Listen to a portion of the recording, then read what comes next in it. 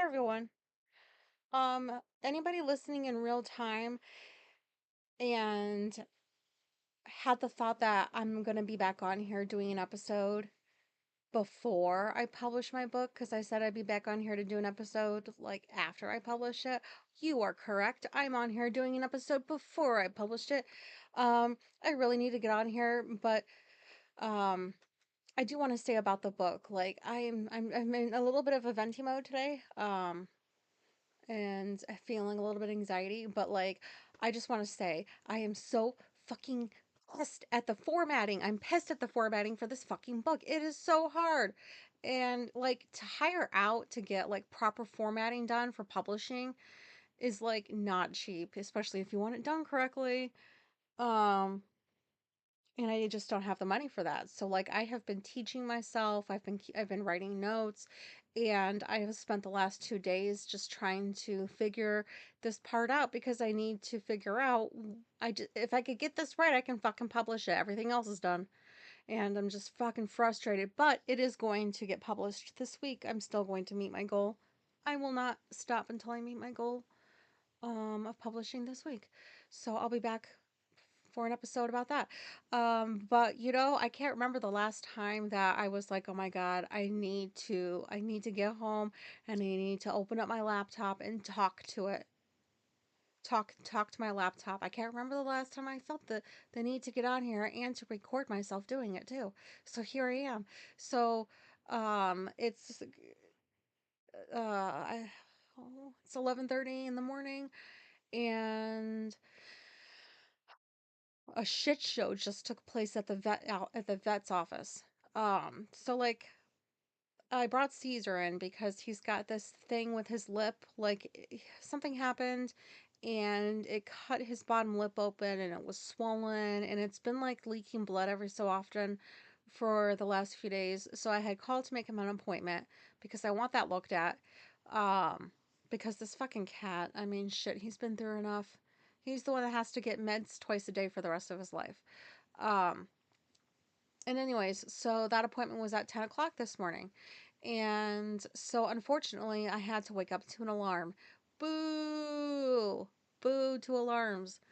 And I got up at 9:30 because I like to trick my body into like to knowing what's going on before it fully wakes up because I don't like to drink coffee and like do whatever before the vet appointments. I like to just wake up, bring him in, and I don't know how to explain that.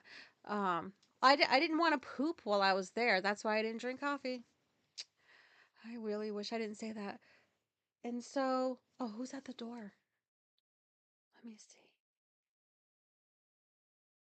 Oh, Amazon. Thank you. Thank you very much. Anyways, sorry. This is a very autistic. I feel very autistic right now. So I bring him there, and as soon as I walk in, there's some big German Shepherd in the back room with like the vet, Dr. Baumgartner. I'll just call him the vet because that's a big name for me to say multiple times. And so they said as soon as we get this German Shepherd out, we'll bring him back. So I was like, okay. And so they bring the German Shepherd out, and then so it's like the vet and it's the two workers. I hate to be so generic, but like I can tell like they're family. They've known each other for decades. I just call them the two workers. And anyways, they found out that the dude had like some show shepherd or some bullshit, some like fancy shepherd, German shepherd in his truck, and they were like really excited to go see, and I'm just like sitting in the lobby and the lady's looking at me. I was like, go look. Like they love animals. I was like, I would want to go look too if I liked dogs, so go on. And there was like a lot of excitement about that. And then they come back in and usher me to the back room, and I was back there with Caesar for several minutes waiting for them to sort their shit out. I wasn't annoyed, I knew they were out there talking about this German Shepherd, and I didn't fault them for that because, like, obviously these are very autistic people. I wish they knew that they were autistic. and they're obsessed with animals. And I know the one dude is obsessed with German Shepherds, so I wasn't even bothered by it. I was like, I don't have anywhere to be right now, other than home, so I'm just gonna chill here with Caesar. And he's used to being at the vet now, so he's done a lot better. I feel like I'm giving a lot of detail. And so, anyways, so then the vet comes in, and basically I was on the receiving end of somebody's meltdown, and I did not see that shit coming. So, like, he comes in and he's like obviously angry, and it's just me and the cat, and he's like, "Is he here to get his thyroid checked?" And I was like, "No." And so like his thyroid was supposed to get checked last month because of like medical issues, blah blah blah blah blah. Basically, I realized in that moment when he said he was supposed to be here last month that I didn't bring him in to have his thyroid levels checked. And so immediately I was like, "Oh my god, I'm a terrible cat mom." That's what I was thinking in my head. And he's like, you didn't bring him in?" He was so rude. Um And there's been a lot going on. So, like, no, obviously we didn't bring him in. And, like, I did not say this, but I was thinking it. You were supposed to call, motherfucker. You're supposed to call with a reminder so we can make the appointment. That is what you said. But I didn't say that. Because like I'm a cat mom, I should take ownership of forgetting to bring him in. But anyways, so like I just like surprised myself and started crying, because there was conflict going on. I did not expect him to come in and be like that toward me. And then he was surprised I was crying. He's like, "Why are you crying?" I'm like, "Are you serious?" And so then the lady worker comes in, and she is just like unhappy. She is not happy with how he's behaving. And and so we cleared up the little misunderstanding. I was like, "Sorry, I did not know that T4 meant thyroid. I didn't hear her when she said that. I just thought I was bringing my cat in to have his lip checked to see if they could give me some antibiotics. That's what I was bringing my cat in for. I forgot about the thyroid. Sorry." And so then he goes, and it's me, and it's her, and it's him, and he's talking to her, and he's like, "Nobody ever knows what's going on in this place, and I'm getting sick of it," and blah blah blah. And she is so embarrassed, and she's like, "You need to calm down right now." And I'm off to the side fucking crying. There's snot coming out of my nose. PS, for all of you trichotillomaniacs out there, don't pick your nose hairs because the snot has nowhere to go but out of the nose. Oh my god. Yeah, that's right, guys. I pick my nose hairs. I know. I know why I shouldn't. I know. I've read all the articles. I've gotten curious about that. Do I care? No, because when I'm anxious, I pull my fucking nose hairs. That's what I do. Oh, I hope I forget that I said that. So, this like trail of snot is just coming out of both of my nostrils. I had a couple of tissues I brought with me to the vet because I knew that my nose was going to run in general because it's so cold out. And so he's just having a meltdown. And I'm standing there crying, trying to hide the fact that I'm crying. And she is embarrassed and pissed at him and is trying to calm him down. And it was a shit show. And so then the appointment goes on, and as the appointment goes on, I can tell that he starts feeling really bad about what he just did because he starts talking a lot. And, like, mind you, I've been going to this guy for like ever since we've moved here 13 years ago, and he has never been this friendly. So all of a sudden, like this other side comes out, and he's just like talking to me like, "Oh yeah, not a problem, we can check the thyroids now, or you can come back if you want." He's like, "What would you like?" And I'm like, "Well, I guess they were supposed to get checked last month, and I'm here now, so I guess we can check them now." He's like, "Are you sure you want this mean old guy to like do this?" And he was trying to be jokey, but I was like, "That's right, motherfucker, you better feel guilty." Like, don't do that to like customers, man. Shit, when I was in the workforce, like I kept my meltdowns in my office behind closed doors, and they were silent meltdowns. Silent. Silent, except like when I went to seek my wife out, because we did work at 3 different places together, so I would like bring her into my office and have the meltdown with her. But like, anyways, you just don't do that like in front of your clients or your customers or whatever. And so Caesar had a couple of mats on him that we haven't been able to get to recently because his lip's been bothering him, and he doesn't like it when we try to get to that either to clean it. And so they felt so guilty that all of them were like, "We've got a shaver here. We're gonna shave his mats off for you." And so like the vet goes and he took his blood, Caesar's blood, and does something with the vial. And then the two workers were talking about him behind his back, even though he wasn't that far away, and they were just whispering. And then they were like whispering to me, like, "I'm so sorry. I'm so sorry. Like, this doesn't usually happen." And I'm like, "It's okay. It's really okay." Um, I think like it's only okay to me because I know that he was having a meltdown. And I don't know the whole story because I didn't hear the whole story, but I know he was having a meltdown. And I don't think I would have been that forgiving if I did not know about my autism. Because back in the day, I would have been like, "What the actual fuck are you doing talking to me like this right now?" Like, I was mean. I was like direct, man. I would have been like, "You don't treat people like this." But I would have said it in a nastier voice. So thank goodness for therapy, a hysterectomy, all the things that turn you into a nice person who cries a lot.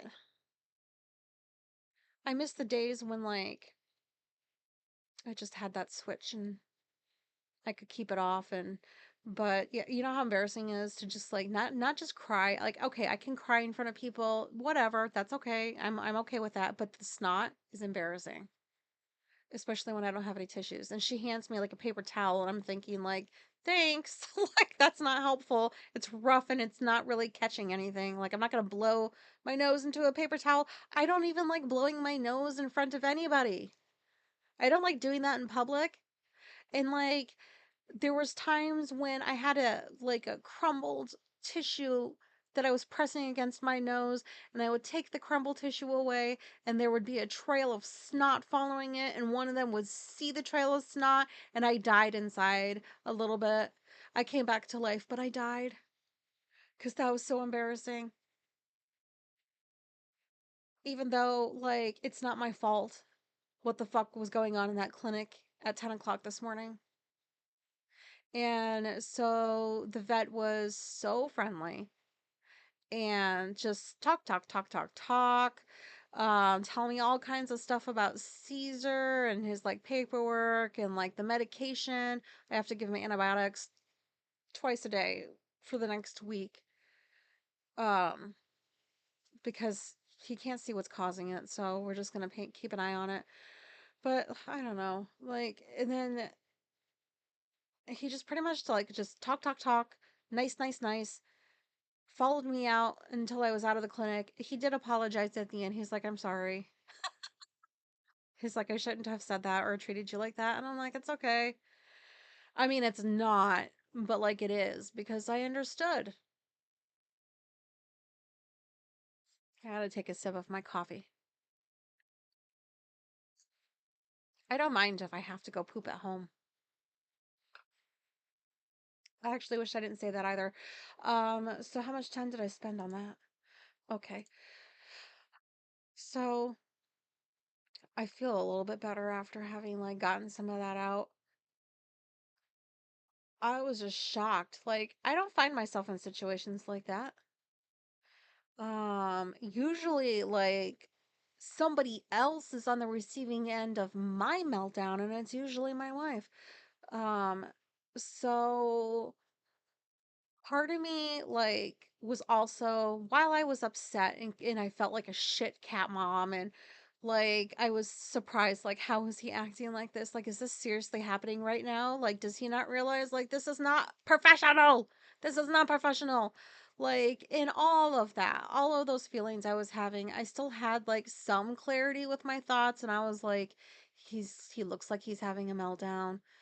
Um, don't be a dick to him. That's not going to help matters. And then I reminded myself of all the other times he was just a nice vet who took care of our pets when we brought them in, and that this is just the first time I'm seeing this, and it's in public. And I don't feel mad now. I did earlier, a little bit. But yeah, I just pretty much cried the entire fucking appointment. So embarrassing. I can't tell you how many times I thought, man, I shouldn't have picked my nose hairs. I shouldn't have picked all my nose hairs. Like, because they would have caught some of the snot, but it was running like a river. Isn't that a song? Running like a river. I don't know. But it was running like rivers. Two trails of snot just gliding on out of my nostrils, down over my mouth, onto my shirt like I'm 5. In front of adults who were acting like children. Oh my god. Okay, I feel better. Ah, that was not good. That is not good. I feel so scattered right now. But I needed to get on here. I was like, I have to get home. I have to talk to my laptop. Just kidding. I know I'm talking to you guys, but like not right now, not currently in this moment. But I think some of you out there will hopefully understand like what a very awkward and weird situation that was. Very interesting to be a witness to another autistic person's meltdown. Very interesting.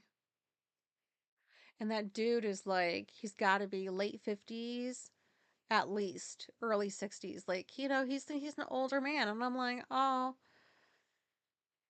um, I felt kind of bad that he was feeling that way. So, man, don't go to therapy if you want to work on yourself and experience feelings again. If you don't want to experience your feelings, don't go to therapy. Don't work on yourself. And if you have like female parts like eggs and stuff and in like ovaries, like a little hysterectomy. Don't get any of those if you want to get in touch with your feelings, because now the monster's out of my body. They took the parts, they took the monster, and now it's just this like I cry every day. Like what the fuck?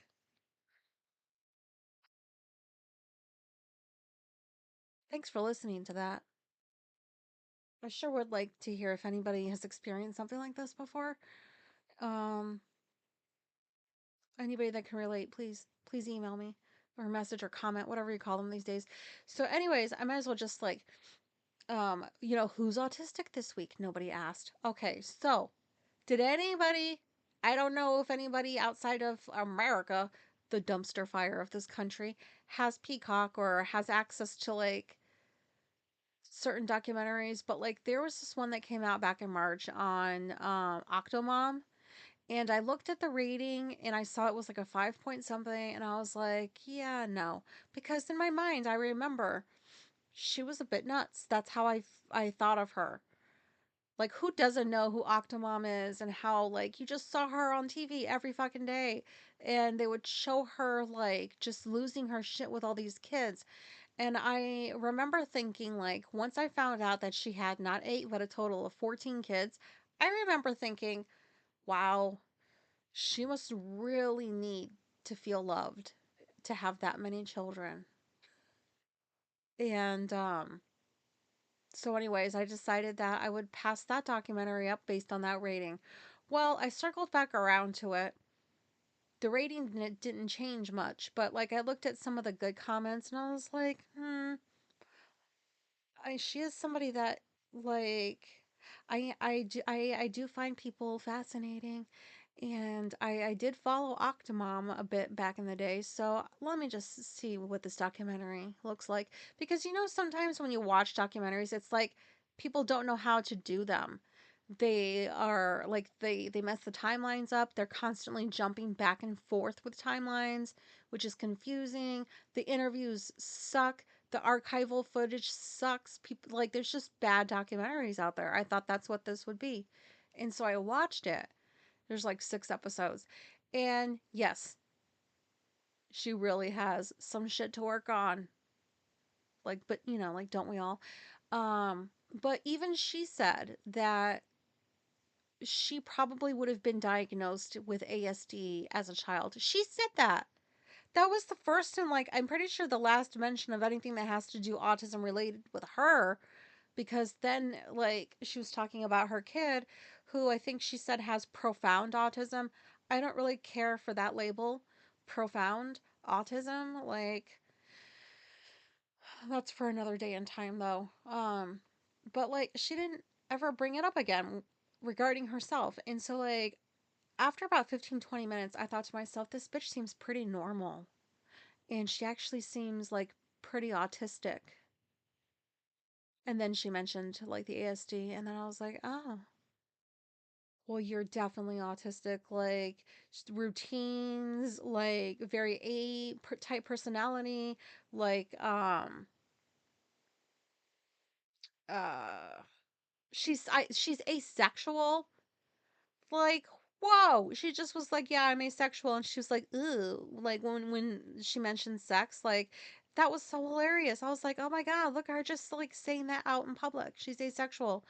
And like, this bitch has been like, I haven't heard nothing about her for several years because she's been hiding out. And so they show like, so when she goes out in public, she wears a sun hat and uh like sunglasses a lot of the times, and like a mask like this. I don't know how to describe it, but basically, like, you cannot make out who this person is because her whole face is covered.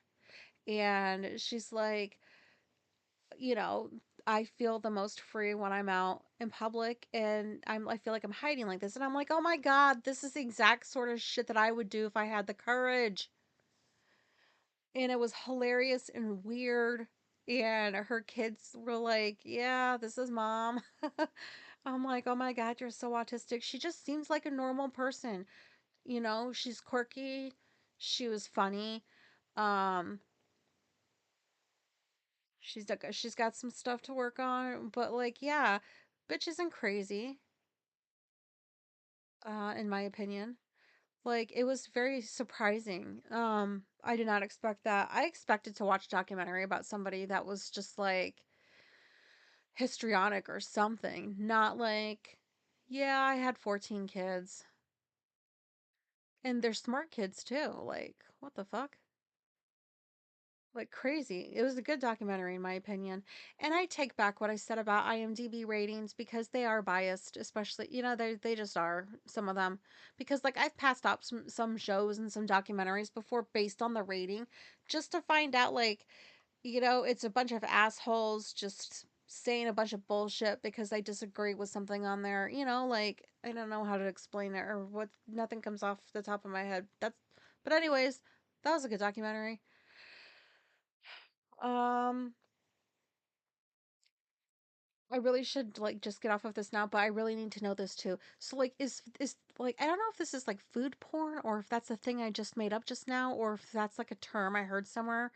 I'm afraid to check, so I'm not going to, because I don't want to type in food porn and have viruses come out of nowhere and attack my computer. So, like, I I just realized this like not that long ago that I hate, and I wonder if this is misophonia related. I'm not sure, but I not only can I not stand listening to somebody chew, it's just, it makes me feel rage. But like, I don't like watching it on TV. That's why I don't watch most cooking shows, because all they do is they fucking like slurp and chomp, and you just see them eating food. It's just gross to me. It's gross. And they get like like close-ups of their mouth and just chewing food. I'm like, what the fuck is this? Like, who thinks that who's not bothered by this? This is just disgusting. It like is like porn to me. Like, I'd rather just see porn. No, I wouldn't. I don't want to watch porn. Don't get me wrong. But you know what I mean? Like, this seems worse than that. Like, it is disgusting. It should be banned. Do not show people. Don't just like spend time like yum yum yum yum Like, if you're gonna have people eat, like, figure out a way to fucking mute those sounds, man. It's disgusting. Don't show close-ups of the mouth chewing. Oh my god, I'm gonna regret this episode. Okay, next time when I come on here, I'll talk you into hopefully purchasing my book. Don't let this episode scare you away. And thank you for listening. I feel much better about what just happened earlier. Much better. Oh my god. How do people get up last minute before they have to go do something? Like, does this stuff happen to people like that? Or does this have anything to do with the fact? No, it doesn't have anything to do with when I fucking woke up. What am I talking about? I'm going to think about this for the rest of the day. I'm going to wonder how that dude's day's going. I hope he feels some regret. Not too much, but that one's definitely going in my journal later. For sure, for sure, for sure. And I give myself some points on how I handled that, I think. Okay. I hope this was relatable. I really, really do. And thank you for listening. And if anybody's listening in real time, please keep me in your thoughts. Please. This formatting is so hard. But boy, will I be proud of myself once I figure it out. Um, so back to the book I go. And thank you very much. And goodbye.